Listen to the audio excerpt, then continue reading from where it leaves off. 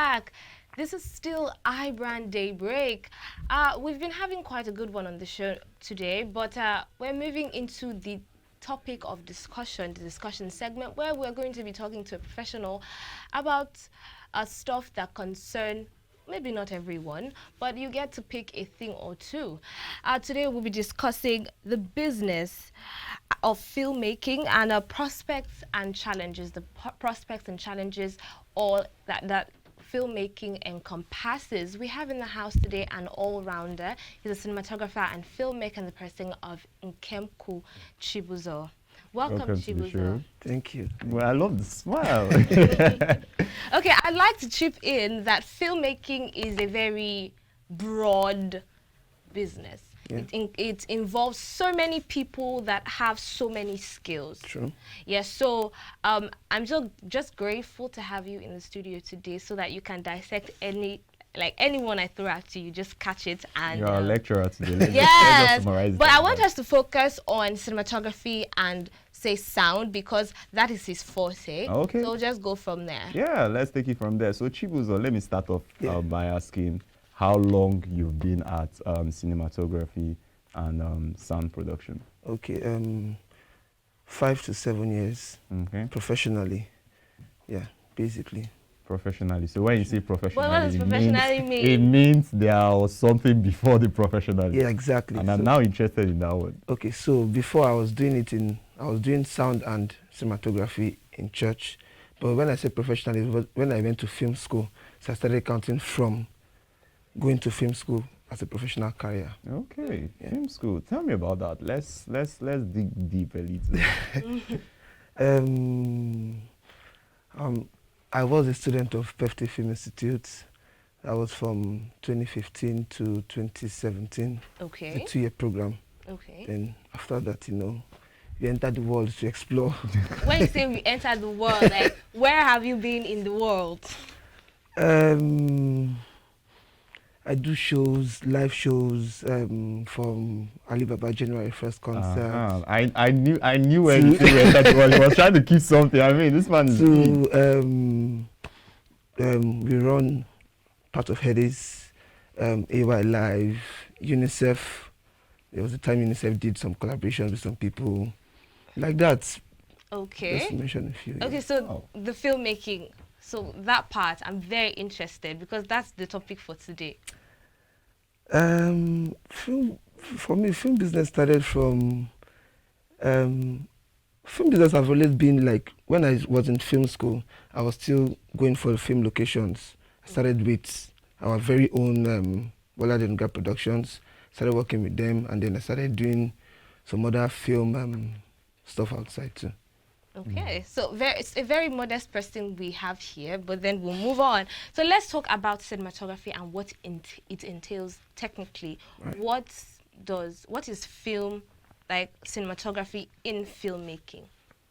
Okay, cinematography in filmmaking is, let me try and make it as simple as possible. It's just basically telling your story to the audience in a visual form, what you want them to see, what you want them to hear, basically.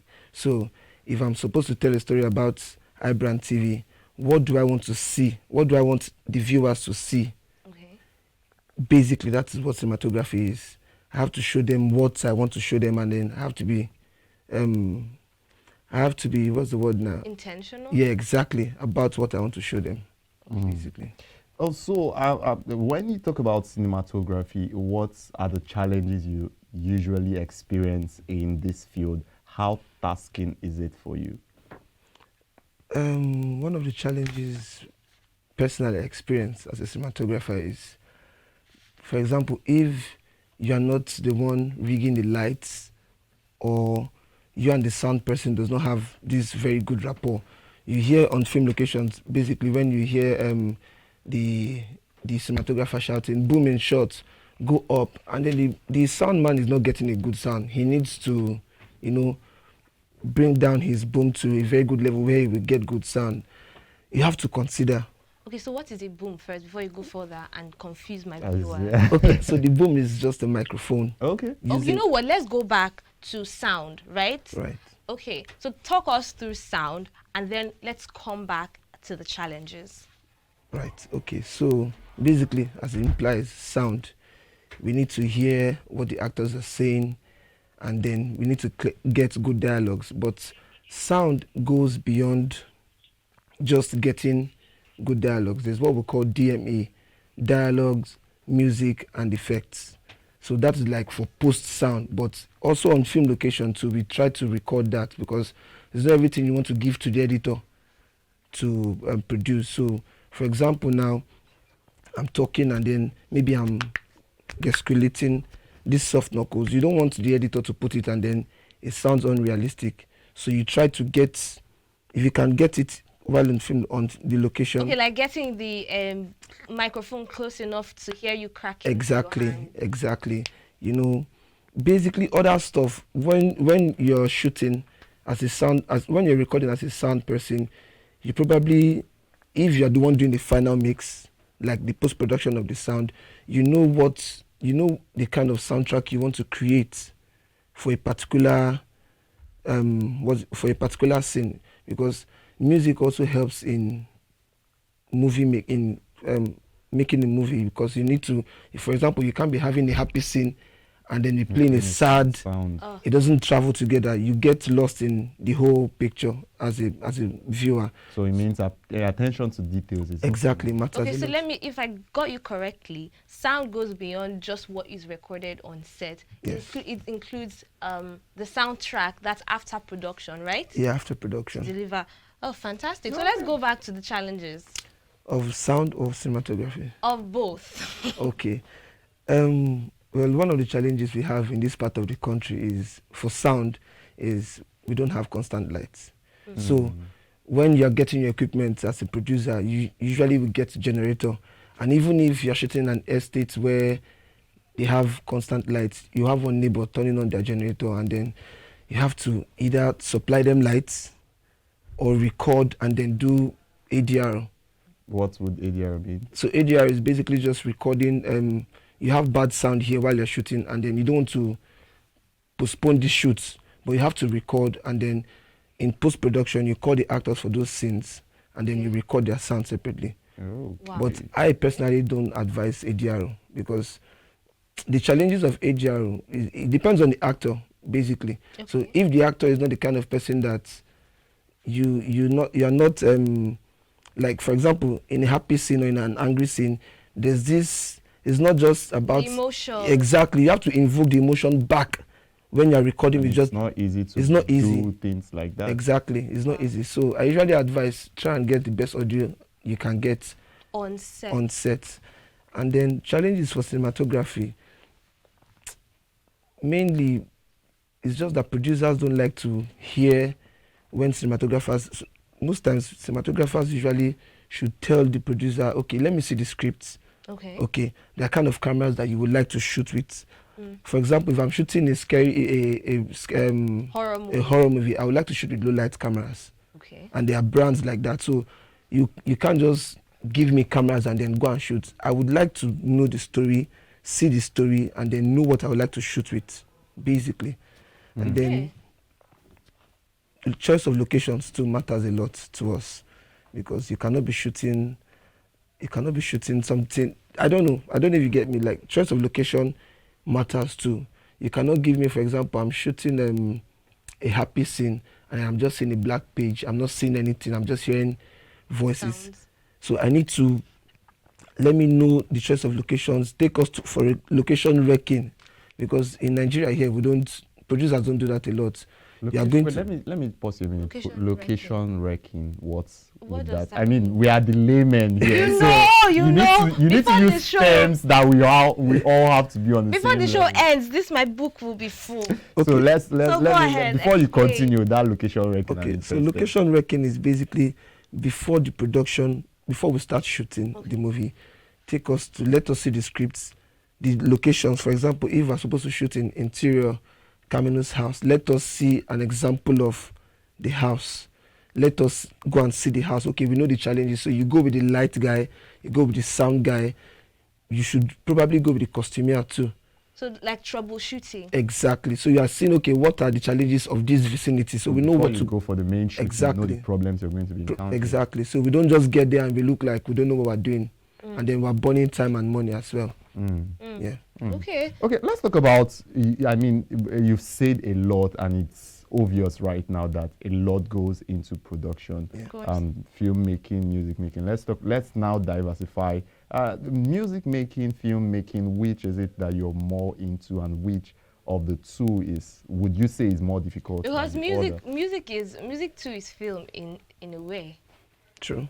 So True. okay, so Like, when I meant film, I mean like movie Yeah. production, and music production, So- which is more difficult. So basically, I see both of them as the same thing, because once you're with a camera, have in mind you're telling a story. So if there is a song, there's something that inspired the artist to produce, to sing that song or to write that particular song. So get into the head of the artist, get the storyline, and then you're good to go. But the only difference is the style of shooting are different, and Okay. the duration actually okay. are different. So the difference between the one I prefer mostly is filmmaking, because I like to tell stories a lot, amazing stories that will change.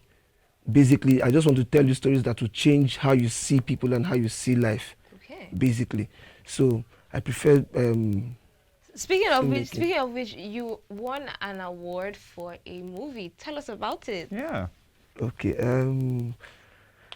So that was the first was in 2017. Ah, the first, so they've been more. Okay. There Grammy amongst this order. Well, so the first was in 2017. That was I won the best student short film back in my film school. Then others has been nomination. I've been praying to God, To win it. Yeah. Like what nominations? So I got it's called Indie Fest in India. NFS. I've forgotten the full name now, but something for something school and kids, because the movie was about children Okay. and how they interact with the internet. So I got a nomination in India. I got to the semi-final stage. Then a very Nigeria real-time film festival, and Zuma Film Festival also semi-finalists. Nice. So I want to talk about your movie, the very first one. All right. Because I would say I would not like to call him a novice, Yes, because obviously. This man is not a because it's won an award. So who am I?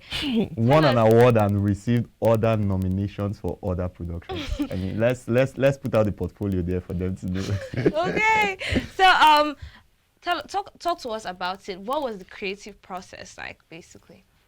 Okay, so the creative process basically was when the festival came out.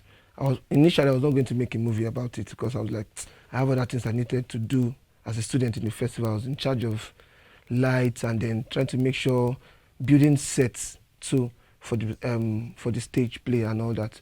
So I didn't put filmmaking. I didn't put in my mind that I was going to produce a movie. And then a friend of mine told me, he said, "Guy, put something out there now. What thing they happen?"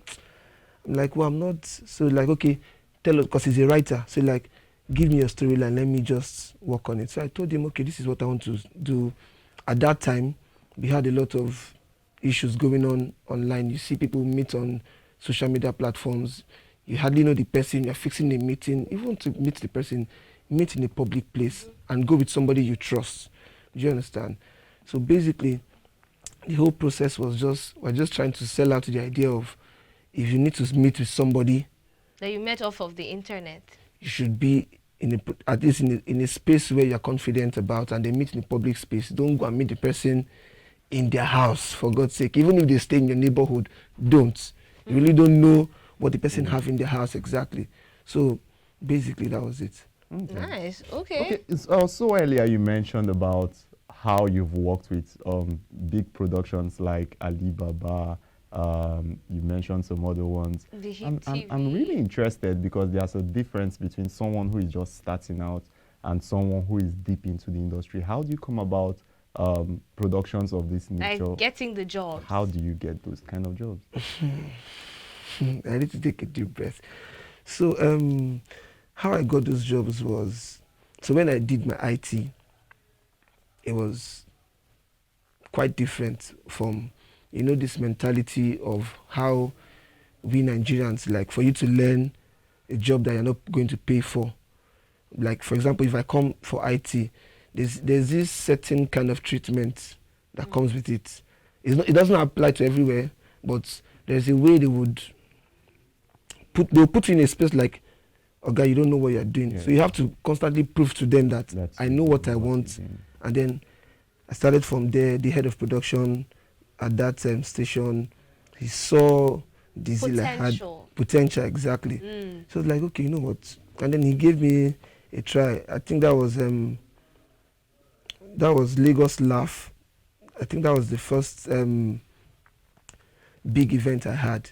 And then, so the supervisor there gave him feedback that I did well and all that. So he kept referring me. And then when I go on for jobs to, like, to other for those brands, also another funny thing is, it's not just about being good at what you do. You have to have discipline. It's very important, because having good talent, being good at what you do and you don't have discipline, they are two different things. So while you are good at it, be disciplined. And even if you're not good, discipline also would put you out there, basically. So that was it. So anytime I go for my job, I try to put my head in the game and know that, guy, one thing that has always kept me is, every job I go for, anytime you place a call to me, I am preparing a CV. That is what is in my mind. So whenever you call me for a job that, King Solomon, come and do this for me, I'm saying it in my mind that you are giving me a pen to write my CV. So what do I want to see? Okay, I like basically the way you this put is quite enlightening. Giving you a pen. So anytime anybody gives you a chance to display your talent, show them what you have, make sure that you are writing good stuff about yourself in your CV. Yes, Okay, so it's time for the career challenge, and I'm taking it today. Let me ask one more question before we go to that career challenge, because I'm interested, and I know a lot of people are interested in what I'm going to. Do you know I have to access whether we are interested or not, Jidechi. So come forth. Okay, so it's the business angle of this. How lucrative is filmmaking? How lucrative would you say it is in Nigeria? Okay, in Nigeria, basically, the thing is, you have to know what you want to sell and to what audience, your target audience, basically. That's what you should know. And then there are different platforms that buy your movies here in Nigeria. Okay. So you need to know how much they're going to buy your movie first. Before you start investing. Exactly. So, for example, you should not produce a movie with 1.6 million. For example, just not for cinema now, just your regular terrestrial TV. You're producing for 1.6, and then the TV station is, or the brand is willing to buy your movie for 1.7, 1.8, 2 million. So you need to know, okay, what are the things you need to do? Okay, my movie, am I telling a story that I need a brand? For example, do I need a brush brand, a soap brand? What do I need to do? So those are the things. It's not just selling the movie. Okay, can I sell a product in my movie? And if you can, meet them before you produce. It's very advisable that I would ask people, meet those brands that, okay, this is what I want to do. And then you let them know, okay, if they are fine with it, no problem. If they're not, you move on. Okay, so okay. I put a tick on it. That was a very nice Good. one. Okay, so career challenge. So every Friday, when we have our guests at the studio, we ask them, if you were not doing what you're doing now, in this case, filmmaking and cinematography, what would you have been doing? Let's take filmmaking out. Let's take cinematography everything out. There was nothing like no that. Media. Probably I'll no media. Probably I'll be representing Nigeria at the Olympics, maybe. Oh, really? Okay. Well, I did not see that one coming. Seriously, I did. Probably. Okay, so when you say Olympics, yes, it's as a swimmer. Swimmer. Wow, you swim? Okay. Yeah. No, don't let filmmaking, because we have people at the Olympics as well. We need those gold medals. So put yourself out there. Now, how do we ask him to pretend to be a swimmer right now? Okay. Okay, let's imagine you had to give a swimming class for people who don't know how to swim. Because at this point, the fact you're making now is that you're an experienced swimmer. So let's say you are to teach us how to swim in 30 seconds. What would be your tips? Basically, start from the shallow end of the pool. And then get a lifeguard to teach. No, you're not telling us. You're teaching us now. This is a swimming class. We don't know how to swim. We don't know how to swim. So, right. So teach us. Okay, so the first thing you need to know in how to swim is you need to know how to float. So I really don't know what they call it professionally, but how I do, you need to learn how to float, stay afloat. So in whichever end of the pool you're at, maybe the 12 feet, 6 feet, or the 4 feet, you need to know how to sustain yourself. So even if you've not started swimming, you need to learn how to stay afloat. Then the next thing you need to know how to do is how to, I really don't exactly. I really don't know the terms for it, but you're doing a bad job of being a swimming teacher. he's doing a terrible job of being a swim. But But if it's practical on what you can get. I don't know the He terms for it. definitely knows what he's saying, but we're giving you a 5 over 10. Yeah, 5 Okay, over yeah, 10. 5 over On the 10. condition you Very bring well. us the gold medal. Okay, yes. You enroll for the Nigerian Olympics. You will go and represent the motherland. What do you think about that? Let's talk about that in the Azar room. In the other room. Okay, Yes, cool. yes, Fantastic having you on the Yeah. show. Glad to have you come discuss cinematography, filmmaking with us And today. swimming. And swimming. Okay, so after the break, I'll bring you entertainment news and we'll take it from there. Please stay with us.